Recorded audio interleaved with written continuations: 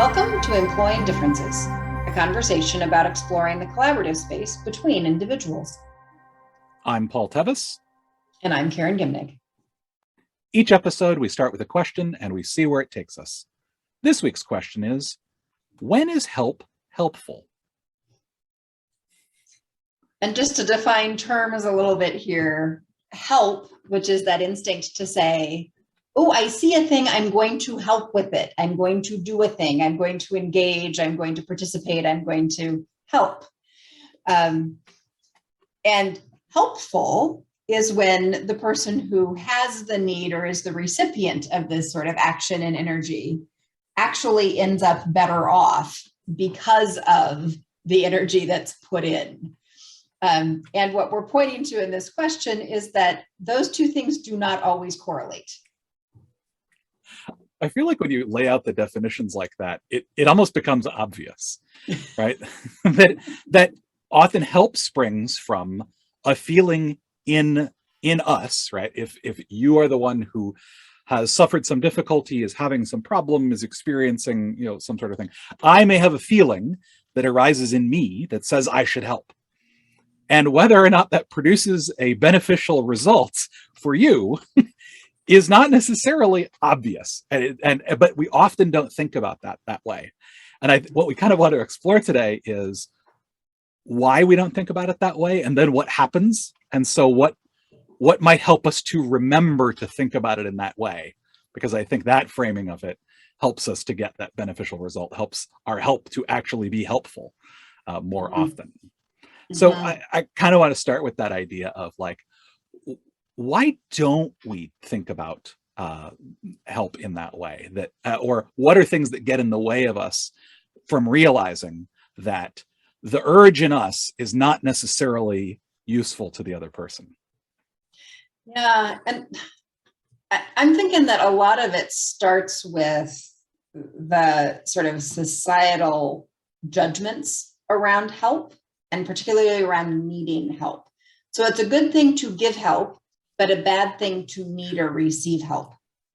And which right there, you see a mismatch, right? Like you can't give help without someone receiving it, but one is good and one is bad. So we're already in a mismatch, which means that information about what would be helpful is often lacking. Mm-hmm. And so you get, somebody just had a baby or a death in the family or surgery or something, and a cluster of caring people around them say, oh, they must need meals. And all of a sudden, this person's got a fridge full of casseroles that isn't even the thing that they eat. And very helpful people wanting to give help, have put real effort into that. They put effort and care into it, and they don't know, right? So there's this mismatch because there's a failure to understand the need. Mm-hmm. And that probably actually begins in the basis of a failure to communicate the need, likely because the existence of a need, me being needy, is a shameful thing. So we can get this whole sort of domino effect where I don't say what I need because that would be shameful. And therefore, people somehow become aware of help I might need, but there's no good communication. And this points to what you and I were saying off camera, and you were bringing up about the relationship piece of you can't be two separate entities and expect there to be an alignment between the help offered and what is helpful. Yeah.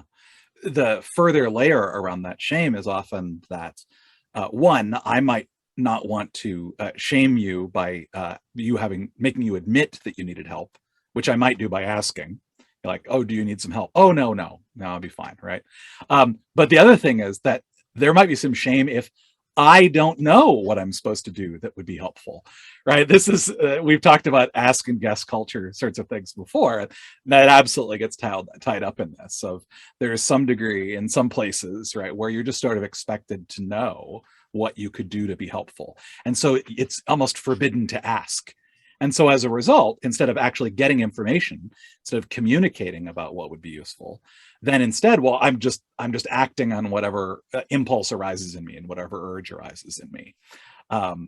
And so I think that is one way that we get into this place of me providing unhelpful help. Um, and I think the other dynamic that often gets added to it is that, I mean, feedback is incredibly hard to give under many circumstances, but it's even harder to give to someone who has been trying to help, right? If I'm doing something that I regard myself as being helpful, and I'm trying to help you, and you're not regarding it as particularly useful, it's one really hard to say that, right? Because we're supposed to appreciate when people want to help us. So it could be very hard for you to give me that feedback, and it could be super hard for me to receive that feedback, to say like, but I'm trying to help. Don't you see? Now you're just ungrateful, right? So right. And so now you've received help you didn't want, and you're perceived as being ungrateful about it, and so it's just like so the next time that happens, you're never going to say anything. And so there's this entire communication breakdown about what would actually be useful. And so I think one of the things that it is a real struggle, because we don't get information about the fact that the help we're providing isn't helpful. Right.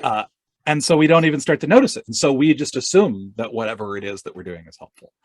And so I think that's one of the reasons why we get stuck into that spiral. Yeah.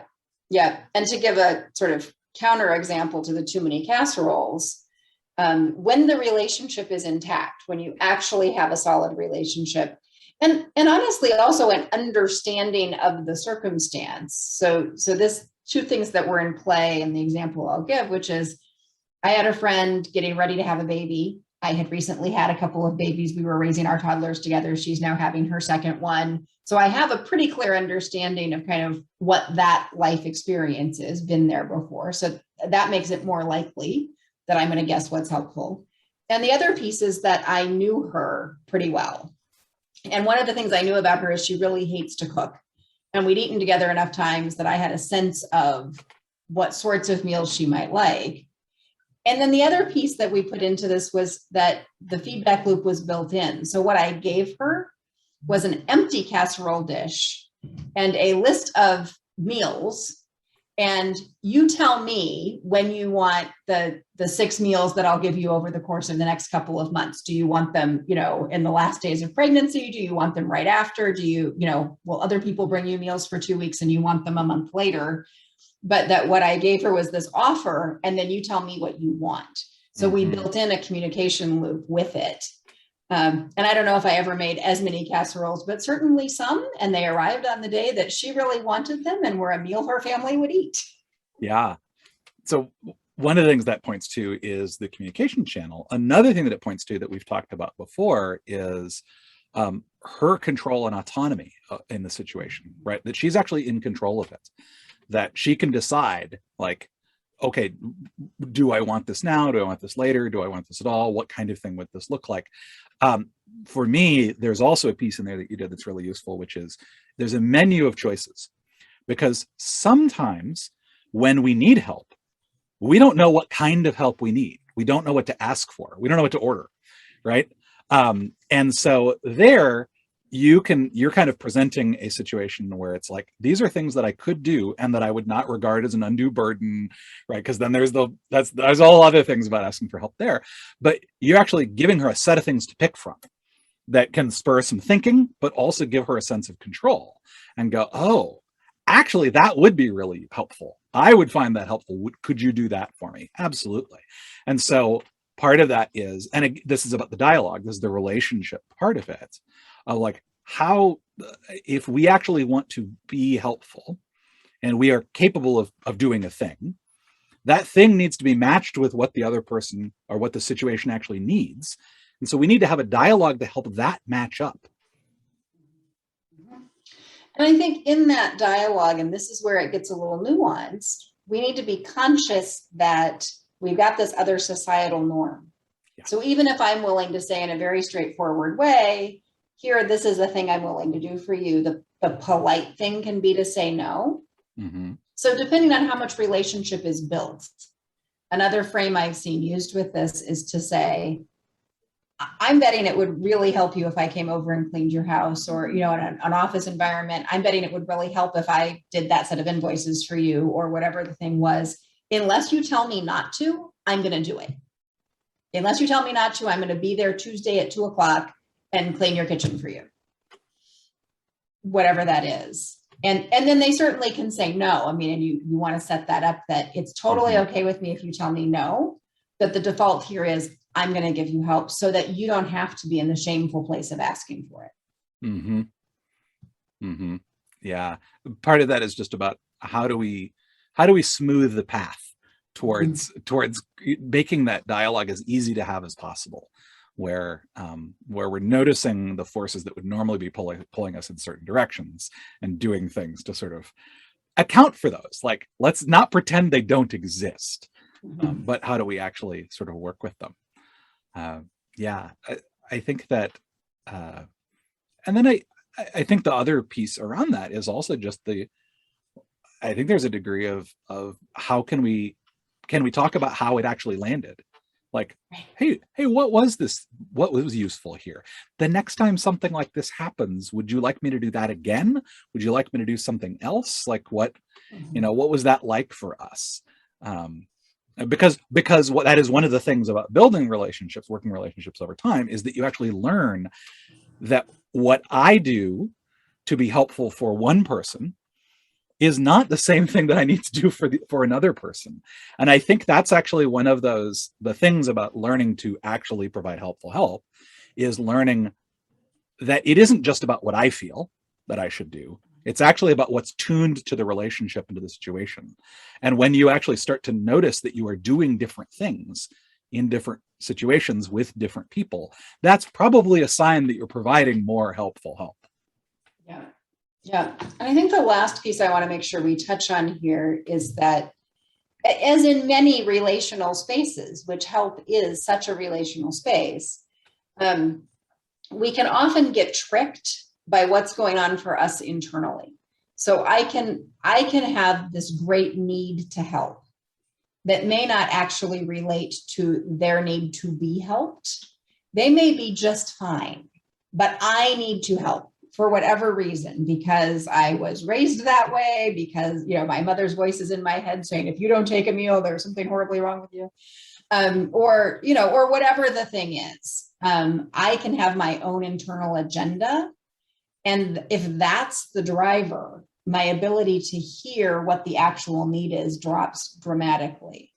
And so I think one of the filters here is to be thoughtful about what is going on in me. Where is my desire to help coming from? Because we tend to think, well, if I want to help, then that must be a good thing.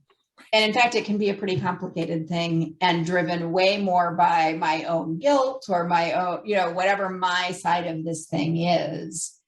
And if it's being driven by my need, might very well not be helpful. Yeah, it's very much that place of intent versus impact, right? Our intention is to help, but are we actually being helpful? And I think the thing that further complicates it is that oftentimes that desire to help shows up in emotionally intense situations, right? And so we are probably not our most introspective at those moments, right? There's something has happened, and there's an emotional charge to it, right? It's like we're feeling sad, or we're feeling hurt in some way, or we are feeling on behalf of this other person, and probably also a lot on our own behalf too, particularly if it's something that's happened in a group or in a community, right? We've got our own emotional response that's going on that may get in the way of us noticing why we have this urge to act, and so that complicates it even further. It makes it even less likely that we will notice that we're acting out of our own need, our own instinct, rather than to address the need that exists in the community, in the group, in the other person. And so being able to kind of slow down is always useful, but I think the stronger the urge to help, the more useful it is to take some deep breaths and ask myself, why is it that I'm wanting to help here? And then what would actually be helpful? Yeah. And I think that slowing down also, it helps both sides, right? It helps us pay attention to me, pay attention to myself, and it helps me really hear what the need is on the other side, right? So that's slowing down, taking a few deep breaths, reflecting back, checking in, really building in those communication skills. Jana Ludwig, a co-author of mine, likes to say, if you can't accurately hear, you can't accurately care. And so that really essential element of communication is so important. There is a piece that shows up around this of surprising the other person with help, right? Which can be completely at odds with what they are actually doing to deal with the situation. And if we haven't actually slowed down enough, right, we might spring into action and do something that is in fact the opposite of helpful, right? And I think we've all been in those situations. I know I've said these words, please stop helping, right? I want this relationship to continue. I want us to continue to be able to work together. Right now, I get that you want to be helpful and your help is not helpful. I'm sorry that I have to say that. And please stop for now. And that's the situation we really want to avoid. We don't want to get to that space, and we don't want to have the other person say that to us. And so that slowing down, I think, is one of the ways that we can help really get there. Yeah. So I feel like what we're saying here really is to know that helpful help is a thing that happens in the context of relationships, and that all of the usual good relationship advice applies. Pay attention to what I'm bringing and how that is playing out. Really take time to listen and key into the other person, which may be actual minutes and hours, or maybe just a sensitivity and an awareness, depending on the level of the relationship, the intimacy of the relationship. And then really be empathetic to what's going on the other side and what the actual need for help is. Get communication as good as it can be, and work with kind of what the reality of the emotions are. You're more likely to align the intention to help with the impact of being helpful. Yeah. Well, that's going to do it for us for today. Until next time, I'm Paul Tevis. And I'm Karen Gimnig, and this has been Employing Differences.